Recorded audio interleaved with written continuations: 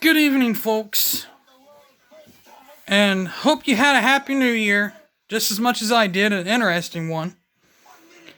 As you know, what happened in the playoff? What happened in the playoffs? Pretty much.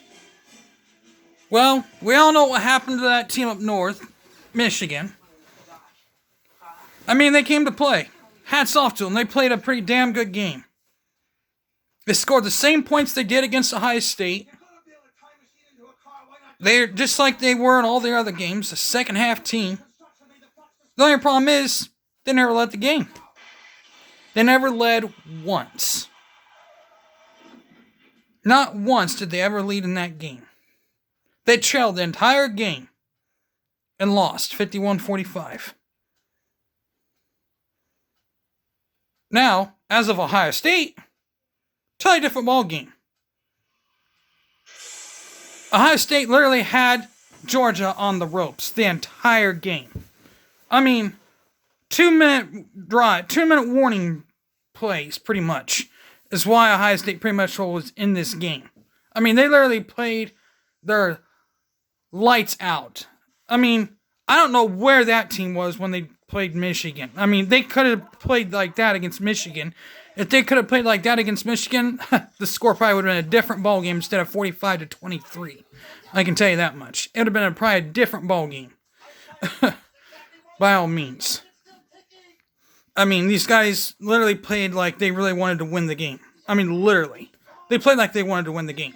This is not the same Ohio State team I thought I would see. I thought Ohio State would win. I was going to pick Ohio State. I actually picked Ohio State to win the game by a score of 35-28. But I sure did not see it being this close. I mean, but hats off to Georgia. They played a good game.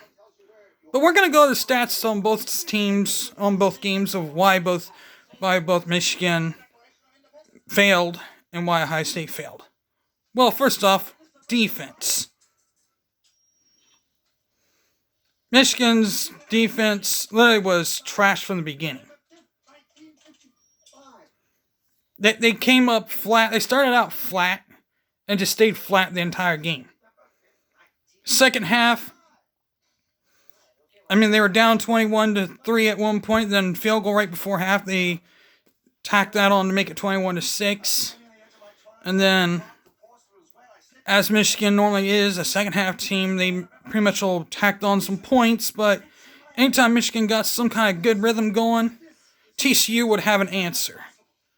It's kind of like how basketball works. You get a run going, then the other team would get a run going, would have an answer of some kind. That's pretty much what happened with Michigan and TCU. TCU would shut up the Michigan crowd in a heartbeat because they would get an answer. And that's pretty much what happened. Michigan had a 38 to, at one point it was like 38 to something. I could have been wrong. I'm not sure. I wasn't really paying much attention, but all I know was that it was close. Michigan put up so many points on the board. And then second half, it was like a completely different ball game. But why? Why so many different points in the second half? I mean, Michigan literally had all it took. I mean, J.J. McCarthy, on the other hand as well, after the press conference, poor sportsmanship. Stick behind, talk about, hey, we failed. I mean, I get he did say pretty much all that. He pretty much did concede, saying, yeah, we didn't play our best game. Hats off to TCU. They deserved it. Then he just pretty much walked away and didn't even answer any more questions. I mean, me, it's going to have a lot of questions for you after every win or loss. Of course, he probably would have stayed out there if they won, but considering they didn't, he just decided to leave and pissed off. But Ohio State played like they were pissed off, and they had every right to be pissed off. I don't understand why they didn't play like that against that team up north. That's one thing we don't get. Now, you take away a lot of these things, what would have changed? First off, let's get a look at this. a lot of good players are leaving next year. I mean, CJ Stroud will most likely be gone. Then you'll have Kyle McCord coming in. And he looks like a pretty good player. A very good quarterback. Kyle McCord, who's the backup, will most likely be the starter next year.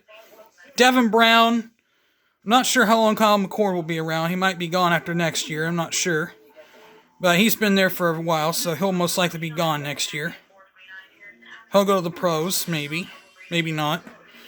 Then Devin Brown will probably come in, will probably stick around and play with him after him. And then we'll have quite a few other plays after that.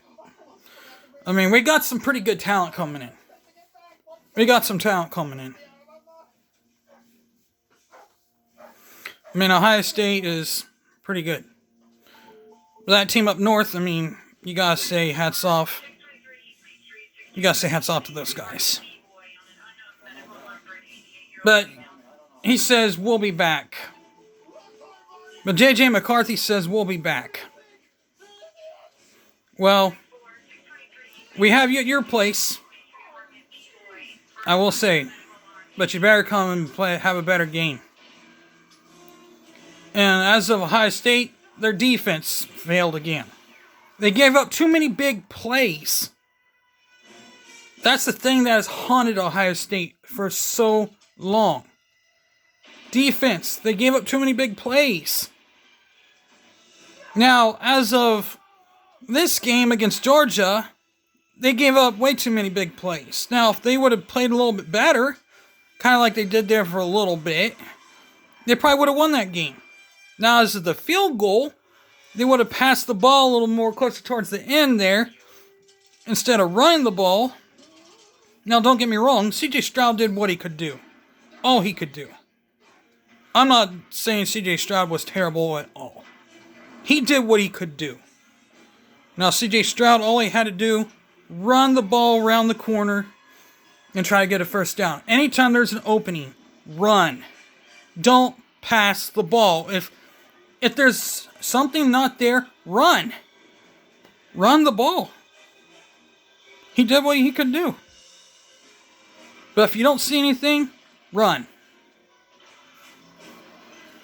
As of everybody else, guard. Protect the quarterback, but don't hold. That's pretty much how you preach it. You don't hold anybody. And that's another thing. When you take out the best receiver with either a targeting, but despite that being debatable about either targeting or not, if that even wasn't a targeting, at least call that a personal foul, because that was really unnecessary just to run into him like that. That was literally a hard hit. If that's not a targeting, then call that a personal foul, because that was literally unnecessary.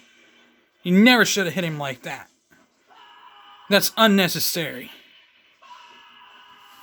A defenseless player, I get it. Yeah, he was a defenseless player, but it looked like he led with the crown of his helmet and hit him. But still, you can lean up a little bit and hit him. But still, at least call that a personal foul. Unnecessary roughness on Georgia. I mean, let's get their junk together here, people. You're better than that.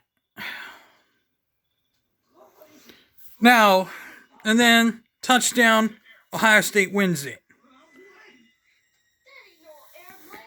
Instead of it being 38, then you have your other score there.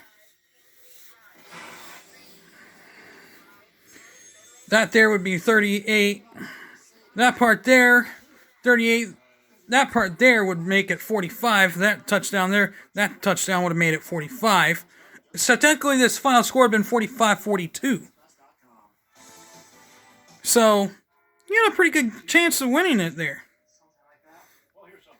Take away the one field goal, make that other one a field goal. 45-42, simple win. Game over. Ohio State wins it. But it wasn't meant to be. Now it's TCU and Georgia. So, I got plenty of tissues here.